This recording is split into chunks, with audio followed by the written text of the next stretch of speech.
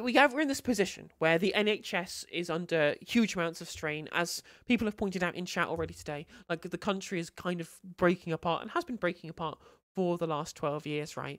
And we've had, for huge amounts of this time, we've just had people continually telling us, the last year or 2 years, for example, especially post-pandemic, everyone in the media, for example, has been talking about it like this is absolute catastrophe, right? What the hell has happened to this country? And I mean, they should be talking about that, but it's interesting that they're only saying it now that the threat of like a proper left-wing government has gone and normalcy has been resumed from a neoliberal Labour Party, right? The cloaking device has suddenly disappeared. Suddenly every journalist can now see that the Tories were shit at running public services. They can all see that they were running down the NHS. They can see that our society does nothing good for young people. When this time, 4 years ago, they were talking about young people as if they were stupid political idealists with no understanding of politics, who were completely naive, who didn't understand their own interests, right? We were being, both as young people and as leftists, completely ignored from political discourse, as Tories were being the sensible option, right?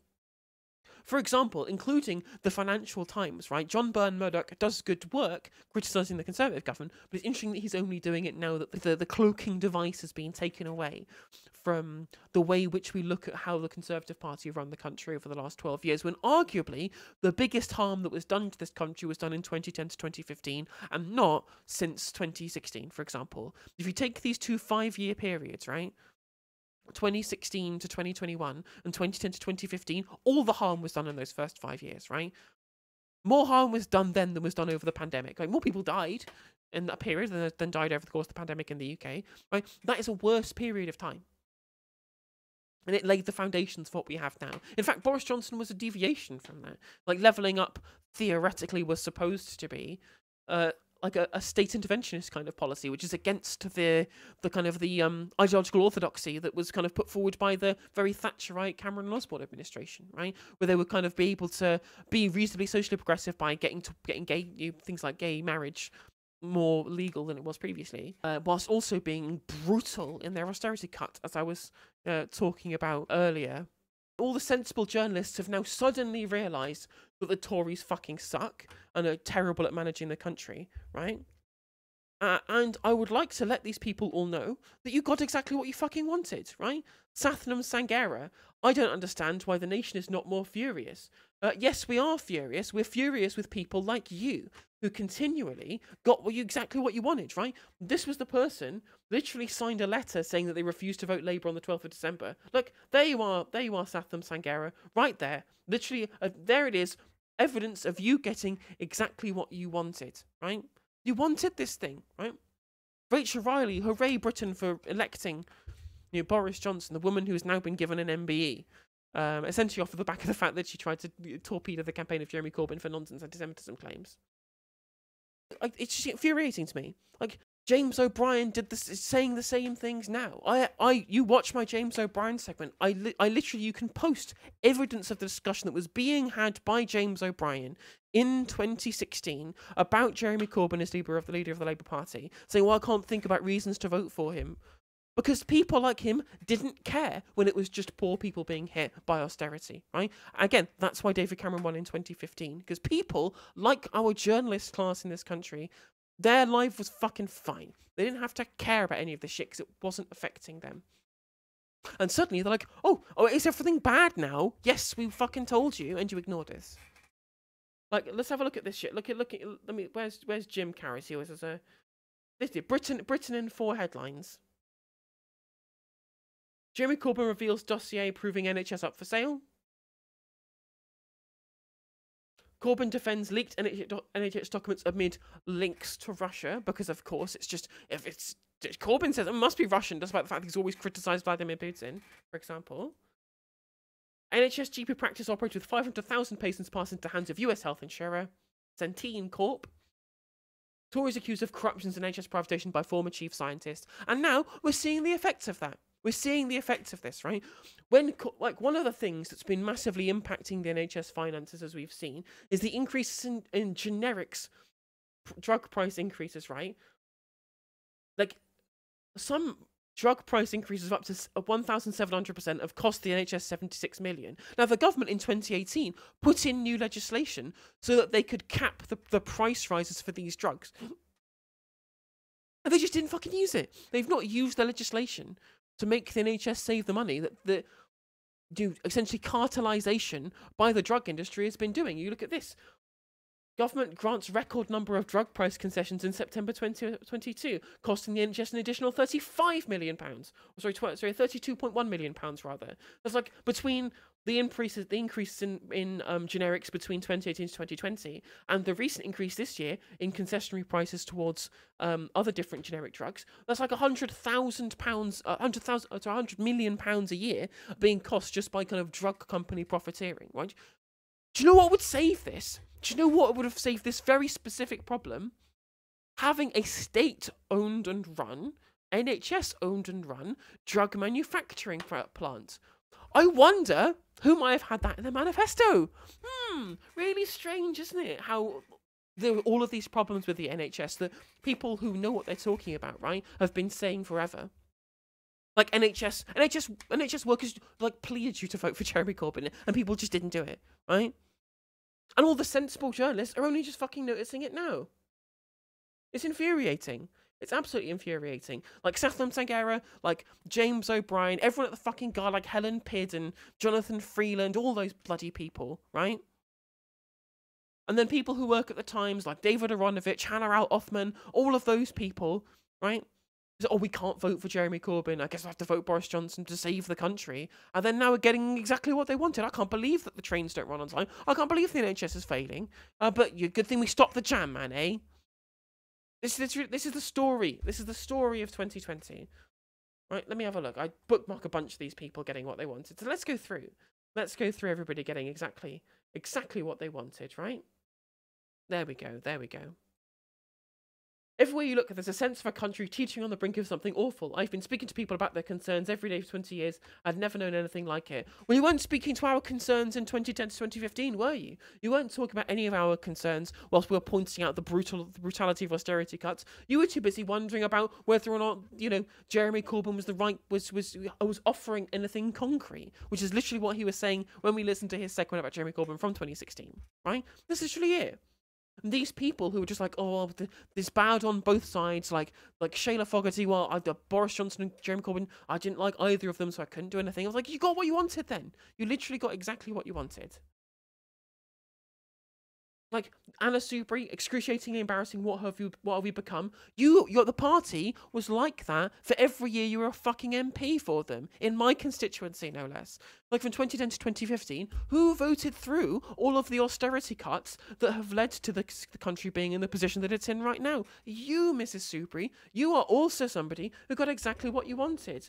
Here's Tom Swarbrick talking to this LBC caller who would like to send Suella Braverman the biggest bunch of flowers and a big thank you card, right? Tom Swarbrick said, oh, isn't it terrible? Isn't it terrible about the things that we're seeing now? Tom Swarbrick has already admitted on LBC that he voted for Boris Johnson specifically to stop Jeremy Corbyn. So he literally got exactly what he wanted. Sewage being pumped into our seas by businesses making enormous amounts of profits while Tories call for less regulations of businesses sums up the state of the nation. Who was calling for there to be more regulation of the companies that do our waters, or nationalise the water to try and as a way of alleviating these problems? Who you poo-pooed? Oh, well, that's Jeremy fucking Corbyn every single time, right? The water, obviously, the discussion of water in this country is difficult, but at least Jeremy Corbyn noticed there was a problem and wanted to provide a solution to fix it. Even if we disagree with that solution, it's better than what the Tories are doing now, which is leaving it the fuck alone and letting them, voting for them to dump sewage into the fucking rivers. And Alistair Campbell, right? The guy who also voted for the fucking Liberal Democrats, and campaigned for the Liberal Democrats despite being a Labour member. Good to see people waking up to the scale of change represented by Freeports, Charters, etc. It's all about freeing the already wealthy from democratic control, making the rich richer, the poor poorer, and the powerless more powerless. This is why Rishi Sunak and Liz Truss love it. Again, this is you, Alistair, getting exactly what you wanted, because you deliberately campaigned against the person who could have stopped all of this stuff. You put these people in power with your own rhetoric and your own campaigning. This is exactly what you wanted. Rachel Sylvester from The Times, no less. Teachers washing clothes, buying uniform, making food for people. Shocking story in today's Times and a report by the Times Education Commissioner. Would you not believe, then, that this is literally exactly what you wanted, because you were continually saying, and you actually continually say in the Times, that Keir Starmer should go further to the right. This is literally the country that you wanted and you campaigned for. People like Hannah Al-Othman saying, "Oh, isn't it terrible how the trains are on time? I can't get a proper seat because the train system is completely underfunded and it doesn't work properly." That's a Tory privatized train system, right? In continuity with New Labour, who did all the same kind of shit that doesn't work and is exactly what you wanted. There was somebody who was proposing a way of fixing this. Did you ask us to vote for him? No, you didn't. Now the young is priced out of marriage and home ownership. I wonder who had a solution to those problems then, Janice. Could it have been Jeremy Corbyn? Did you literally get exactly what you wanted? Yes, you did. This is exactly what you wanted. And you're gonna, it's just, this is Lisa Hasseltine in a comment for The Spectator, the far-right Spectator magazine, who prints literal, Nazi-style era propaganda covers about the invasion of Muslims into Europe, for example, right? That same kind of shit. Someone writing in The Spectator going, "Landlords tried to hike my rent 30%. I got angry." Reminds me for Spectator on landlords exploiting the cost of living crisis and why we need rent controls in the UK. Could that possibly be something that was being proposed by the alternative to Boris Johnson that you people just didn't want, told people not to support? Is this by any chance, Lisa, part of governmental policy that affects how these particular institutions work? And have you also considered maybe that you literally got exactly what you fucking wanted? Ben Kent is someone else who told people not to vote for the Labour Party in 2019. Was someone who's going to freeze to death in his own home. I did a segment about this on TikTok. I'm like, yeah, well done. This is what you wanted. This person who is in this situation, Ben, is literally down to people like you. This is people like you who advocated not supporting someone who offered a solution to these problems. You are, if this caller should blame anybody, you should literally fucking blame you, Ben. Literally, this is a person, right, who used to work in Westminster and then got a job at the Independent, where he wrote a piece about Jeremy Corbyn being a fucking Czech informant during the Cold War. This is literally what Mr. Kentish wanted. Exactly what he wanted. Is Nick Timothy, previous advisor to Theresa May, someone who works at the far-right Islamophobic policy exchange, complaining about there being no regulation of utilities and people pumping sewage into the water? Could this perhaps, Nick, be literally exactly what you wanted? Could this actually be what you wanted? Hannah Al-Othman from The Times called about endless dystopia. Yeah, that's what you wanted. Robert Caulfield, the most important chart in politics, showing a massive gap between rich and poor households in the UK, for example. This is literally what you wanted. Tom Harwood complaining about anti-growth coalition by the Conservative Party prioritising the needs of homeowners over the needs of renters by stymieing the ability to be able to build new housing and influence the housing market in a productive fashion. This, Tom Harwood, this is exactly what you wanted. Another tweet about building more houses. This is what you wanted.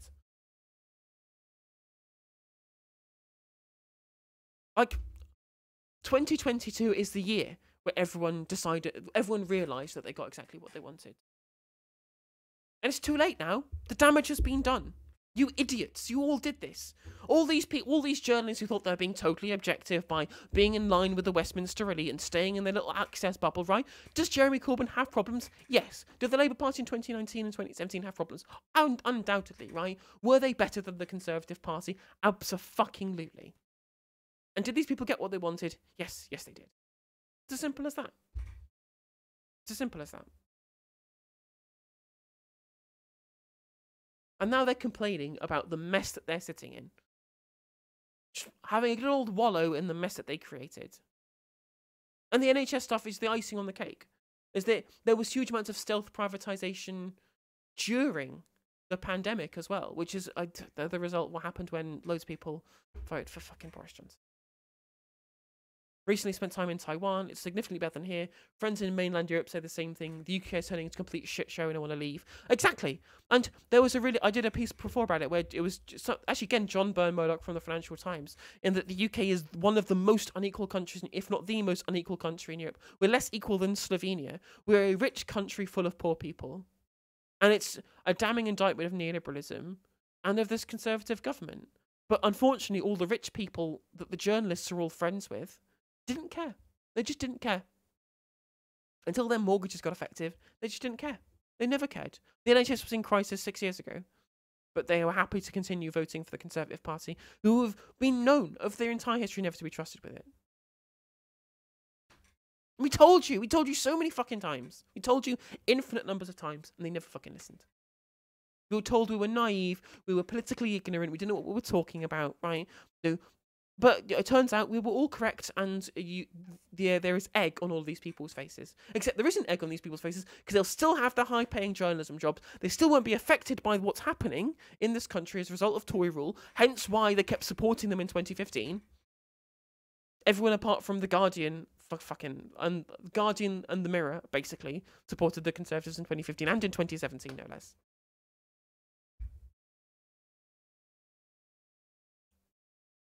And we're stuck with the consequences of the propaganda that these people push. And this again, it's not a new phenomenon.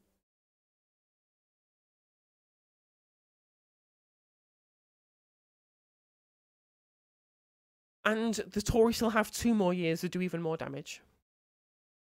And every single time it does happen, I will say the exact same thing to all of these people, and that is, you got what you wanted. Simple as that.